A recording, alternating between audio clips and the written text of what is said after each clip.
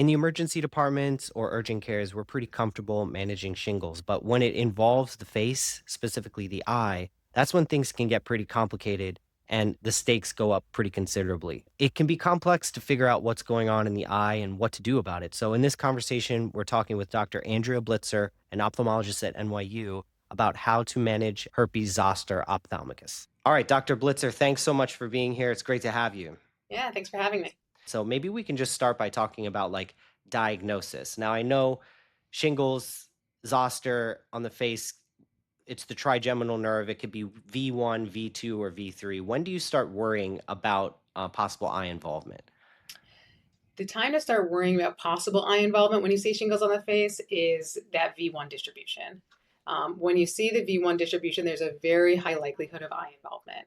Sometimes we can see this in V2 as well, but V1 predominantly is the distribution that will cause eye problems, especially if you see what's called Hutchinson sign. So that's when you see vesicles on the tip of the nose or sometimes lateral to the side of the dermatome. That is a sign of the nasociliary nerve being affected. That nerve innervates the tip of the nose. That's why we see the vesicles there, but importantly also innervates the structures of the eye. So you can certainly have eye disease with a V1 distribution where you don't see Hutchinson sign, but that Hutchinson sign, getting those vesicles on the tip of the nose, is a real clue that the eye is going to be involved. Okay. What other clues do you look at when you're seeing shingles on the face to know that this is V1 or potentially V2? Like, yeah, how do you know? Yeah, I think if you're involving the upper lid, if you're on the forehead, those are big clues that we're kind of in the area where things can get affected. We often start to see crusting even at the margin of the lids there in these vesicles. Sometimes you'll see that they have a red eye. Usually that's just a passing conjunctivitis from virus shedding that will go away and is not terribly concerning, but you might notice that when they first present with shingles. Often the eye problems come later, right? So we have to have a high suspicion of what's to come in the future, but it's rarely that they come in with a primary eye problem from shingles. Okay, that's good to know. Yeah, because we usually see people early in the course with shingles when they're having pain along the face. That's when they come into the emergency department. Yeah, I think, we often, come in to see these patients and there's a sense of relief when the eye is not involved, but the eye is very rarely involved in the early stages. So even kind of the earliest eye findings take a few days compared to the rash. And some of the more serious eye findings can take even weeks to months to develop afterwards. So, one of the keys is when we see these patients and we say, yeah, the eye is fine. That's just fine for now. So they need to really know Mm. they have to follow up diligently. I always see these patients within a week. And when I see them within a week, if the eye is fine, I still think it's only fine for now. And I see them again a couple weeks later. So it's, Oh, that's something that yeah. we really have to monitor over the course of the first several weeks of this disease, which is interesting, Okay, that's great well to know. beyond the period of time that we think of shingles, right? By the time they actually have the eye problems, their lesions are crusted over, they're not infectious anymore, they feel like they're in the clear. And then sometimes these eye problems pop up afterwards. Interesting. Okay. So let's put ourselves in the shoes of an emergency doc that's working maybe in the community, doesn't have access to bring optho in immediately. So let's say we see that this person has shingles, it's in the V1 or maybe less likely V2, but we'll consider both. It's in that distribution. And now we are worried, we want to make sure the eye is okay. So how do we go about ascertaining whether the eye is involved like upfront in the ER? Yeah, that's a good question. I think the first things is the front of the eye is always the easiest to look at, right? So you can, see if there's some redness, some conjunctivitis. That's not terribly worrisome. You can do a fluorescein exam. You can look with a Woods lamp or some type of cobalt blue or whatever you use to look at the for abrasions. You can do that same. And when you say you can do that, like, do you think we should do that? I think you should do that. I think it is unlikely to reveal the kind of classic dendrites and things that we talk about on the eye side of things, which are very classic appearing lesions that we can see on the cornea. But you may get a sense of this one takes up a lot more of this dye than the other eye does, right? We always have Okay, great comparison in ophthalmology because you have the other eye that you can use. So look at both okay. the eyes, get a sense of, okay, what is a normal amount of stain that was picked up, a fluorescein stain that was picked up in the good eye, and then look at the involved eye. And if you see a lot more, and often in these early cases, it's really just punctate lesions. It's not, as something big, not some huge Oh, okay. that. But punctate stain throughout the cornea, that might lead you to think, okay, there is some involvement here. Now, the treatment of that is still going to be what you're going to treat the rash with anyway. You're going to treat that with oral antiviral, but you may want to say, you know what, let's put on an antibiotic to prevent any superinfection of these areas, right? So that's something we would certainly recommend if you see uptake of fluorescein stain. And then for the back of the eye, if you're good with the direct ophthalmoscope, you should take a look. Obviously a dilated exam is so much easier. For our patients who are immunocompetent and the back of the eye is involved, they will almost always have floaters or something of that nature. So you want to ask them those key ophthalmology questions of, are you having flashes? Are you having floaters? Because that can really clue you into that the back of the eye is affected.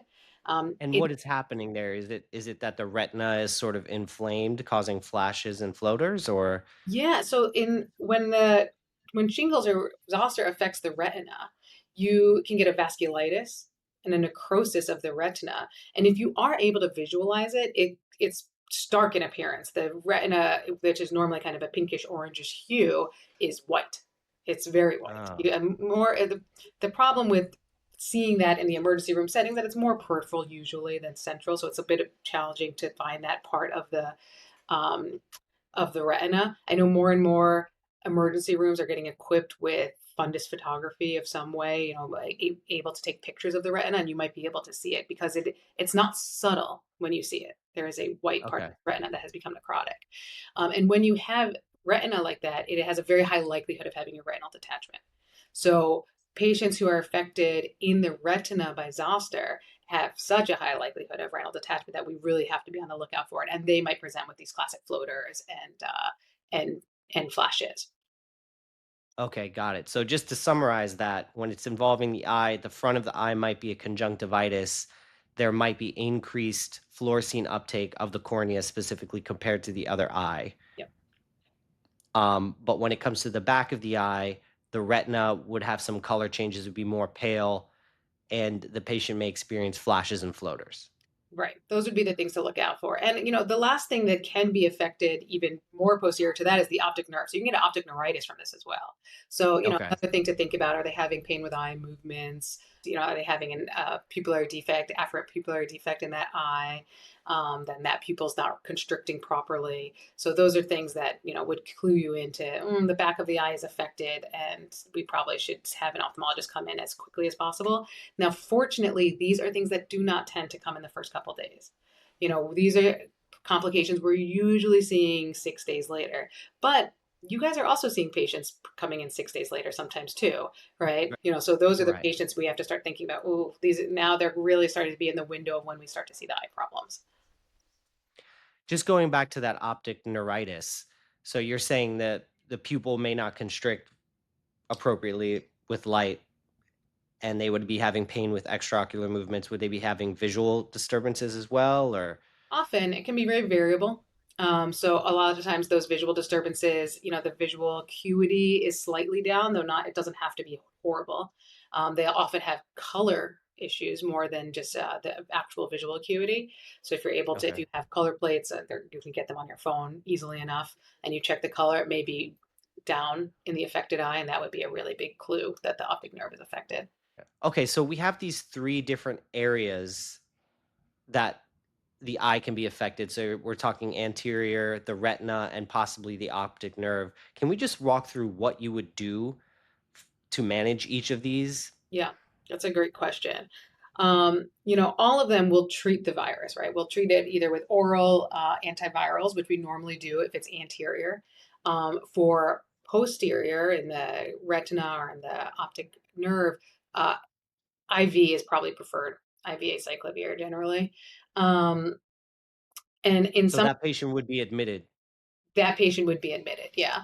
Okay. Um, and for the in the retina, sometimes we'll do intravitreal injections where we inject into the vitreous of the eye to get more antiviral closer to where the actual problem is. Um, the thing with zoster in the eye is that often it is not the virus itself that is causing a lot of the issues, but it's the inflammation that comes with it.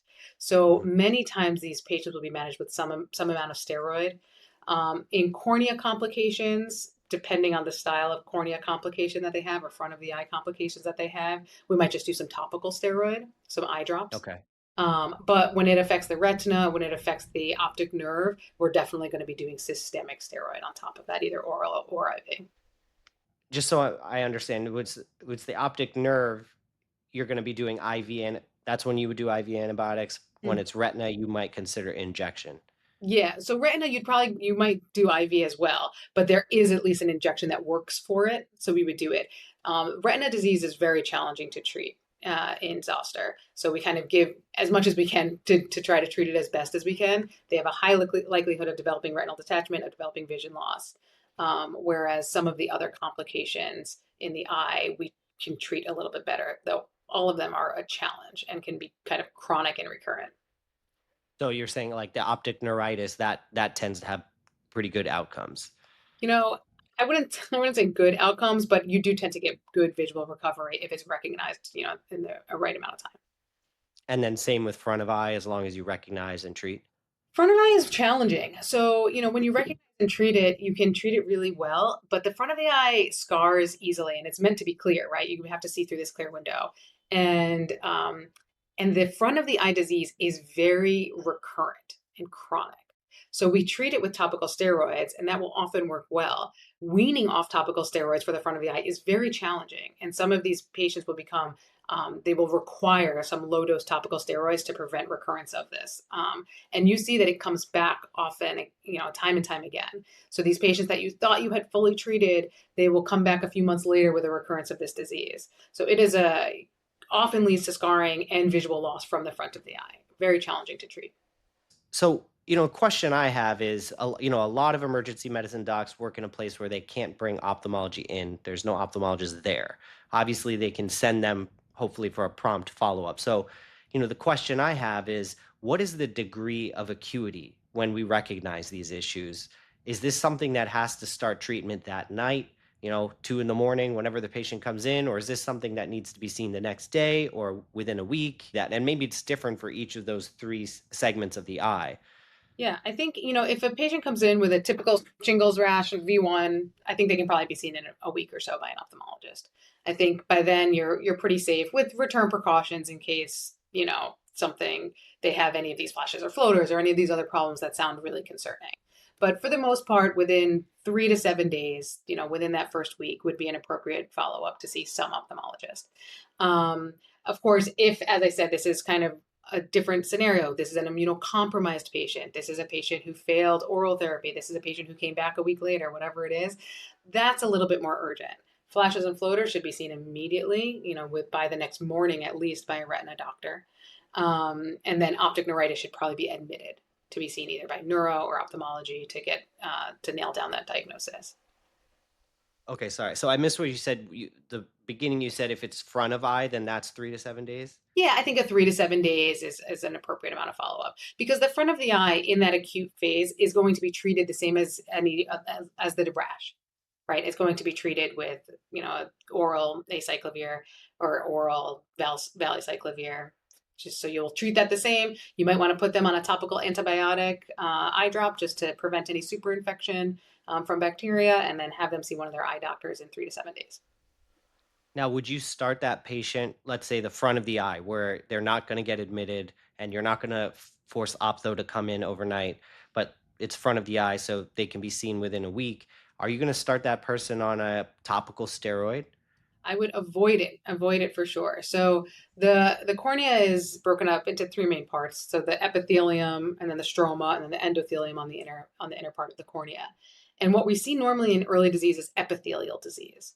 And that is probably related to actual live virus that kind of sheds and gets onto the cornea. And that should not be treated with steroids. It can worsen. But when that disease moves more posterior into the substance of the cornea more, that is often treated with a steroid. But that would be premature to start in the setting of in an emergency room setting. Got it. So it's just going to be Valtrex, PO, and some topical antibiotics for the eye. Exactly. Yeah. So, you can use a topical drop like a moxifloxacin or an ofloxacin. Those are, good. Fluoroquinolones are good on the eye for many infections. Often I'll do erythromycin ointment especially if they have kind of vesicles on the lids. Just they can use that right on the lids. It prevents superinfection of the skin as well, and very safe and well tolerated on the eye.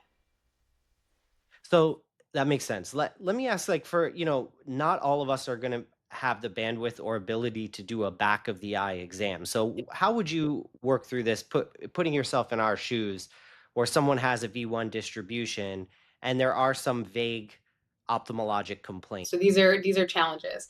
I think if you're having those really concerning signs of flashes, floaters, you have to just assume it's retina, and you got to get to a retina person within the next day. With that night, the next morning.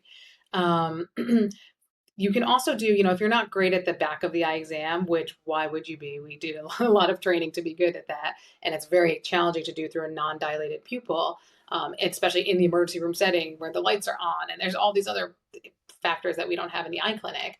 You can use ultrasound to look at the eye as well. So, I always recommend anybody who's ultrasounding the eye, because what we're looking for here is the most concerning of findings, the retinal detachment, right? Um, and anytime you're doing an ultrasound of the eye, always do the good eye first. Get a really good sense of what that good eye looks like, because there's lots of movement in the eye, lots of things that are moving in the eye. The vitreous jelly can look very different depending on age or other issues. So you want to get a really good sense of, well, what does their good eye look like? And then go to the bad eye. Then when you look at the bad eye, it'll be so much easier, the affected eye, it'll be so much easier to pick up anything that's different. So the vitreous jelly will look very different from a retinal detachment. But if you just look at the affected eye first and you see the vitreous jelly moving all around, it's easy to think it's a retinal detachment, right? Can you assess the optic nerve through ultrasound as well? You can. It's a little harder. You can see some thickening by the optic nerve and by the choroid sometimes where the optic nerve hits. So the optic nerve, when it comes into the eye, you might see something called a T sign where you get some fluid there as well. And it looks more like a T as opposed to what you would see in a normal optic nerve. These are subtle findings Okay. and a little bit more challenging. You can pick it up on an MRI. So if there's a really high suspicion for it, they should get an MRI. Okay. So it sounds like, again, anterior, that's an easy one. We're going to stain the eyes, treat if we find something there. Even if it's a conjunctivitis, we'll probably just treat it because that could progress to involve the cornea. Yeah. Um, back of the For retina, it sounds like we're essentially ruling out retinal detachment, whether through flashes, floaters, or looking with an ultrasound. And if that's not there, at least for now, we can say retina is probably not involved, or at least not involved to a significant degree. Right. So if they're not complaining of any of those things, flashes, floaters, and then you're not seeing any objective finding that there's a problem in the retina, I think that's safe. But as soon as those complaints change, you got to take them seriously, because it's a Yeah. challenging thing to treat. So then they really do have to see a retina doc within that day. Okay. And then once again, with optic neuritis, Mm-hmm. the signs would be pain with extraocular movements, color change, Mm-hmm. pupillary defects. Yep. Those would be the big ones to look for. Okay. Sometimes you can get a visual field defect if you're checking, confrontation visual fields. You may notice that, but the pupillary defect and the color vision should be striking. Yeah, this is so helpful because when we're spelling it out like this, it actually feels a lot more manageable. Yeah, I mean I think it's you can put them in buckets. Now, of course, Zoster does its own thing, right? And it can affect all these parts all at once, right? But, thankfully, most of the time, it's the front of the eye that's affected, almost all of the time, right? And then in Oh, those really? rare circumstances, you want to be able to pick up the really concerning ones, right? So, just getting used to these front of the eye complaints. And what are their complaints? Yeah, they're a little blurry, they're teary, those types of things. That is the typical acute Zoster effect in the eye. And then there's the weird complaints, the visual field defects, the loss of color vision, the flashes, floaters. That's not typical. And that should raise some alarm bells. Got it. Okay. Now, are there any updates of interest in the world of treating, zoster ophthalmicus? For us, there's a huge update from a study that came out now about half a year ago called ZEDS, which is a zoster eye disease study, which was a very large multi-center study that went over the course of several years. So this was like a big thing that we'd all been waiting for, the ZED study. So Okay. basically what we looked at in this, or what was looked at in this, which was led by Dr. Elizabeth Cohen, who's here at NYU in our department, was looking at long-term low-dose antiviral therapy. So, as I said, a lot of the eye disease that we see related to shingles is recurrent, is chronic. So, we treat this for long, long periods of time. So, I'm a cornea specialist. I treat the cornea, and I often see the recurrence of these corneal disease. You Um, mean even after the shingles is passed, the rash is gone, the eye disease is recurring? well after, for years, for decades, for some patients, we're dealing with Wow. management of this. So what the Z study looked at was looking at patients who've had shingles, and it affected the eye, and they had herpes zoster ophthalmicus. So we've had that, after the acute 7 to 10 days of treatment dosing of Valtrex, which for us is 1 gram or 1,000 milligrams 3 times a day.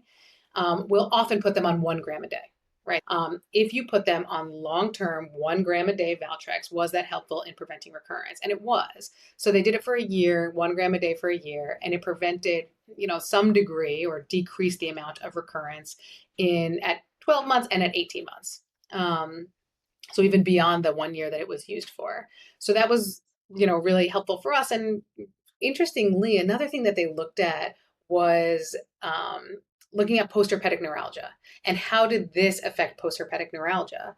And the use of this long-term low-dose Valtrex reduced both how much postherpetic neuralgia people complained of and how much medication they used for it, how they rated their symptoms of postherpetic neuralgia. So this was really life-changing for a lot of patients too. And that's You're something saying beyond the eye, you're talking about just pain along the beyond the eye. scalp and In fact, it's rarely the eye that has the pain. So one of the challenges of treating eye disease in people with zoster is that often their eye becomes neurotrophic from the effect of this nerves on it. They don't actually feel their eye much. And so low dose Valtrex was shown to improve that in a statistically significant way. So that was kind of great. got it. It used to be that shingles was really predominantly in the over 50 group. And I would bet you're seeing this too. But in my clinic, I'm Yeah. seeing young people all the time coming in with shingles now. So Yeah, it's kind of it's, odd. yeah, I mean, there's several theories for it, but there's definitely a booster effect, right? Because this is the chickenpox virus, and then we're boosting it later in life with shingles. And there's no chickenpox, not as much chickenpox around anymore now that there's this chickenpox virus. So we're not getting those same micro boosters that you used to have. You used to walk down the streets of New York and a chickenpox would walk by you every now and then and you get Mhm. a booster. But now we don't get any of these boosters. And so I think we're just seeing the kind of fallout from that in young, healthy, immunocompetent patients coming in regularly with shingles in their 30s and their 20s even. Right, right. Yeah, I've seen that. Yeah. Anyway, so it's definitely been a change in the patients we're seeing. That's great. All right. Well, thank you so much. This was super helpful. Like really, really helps me. I think this is going to help a lot of people as they practice. Great. Well, I'm happy to help. Send me all your shingles patients. I'm happy to see all of All right. Don't say that. You're them. gonna be in trouble. All the ones with the Hutchinson sign. Okay, fair.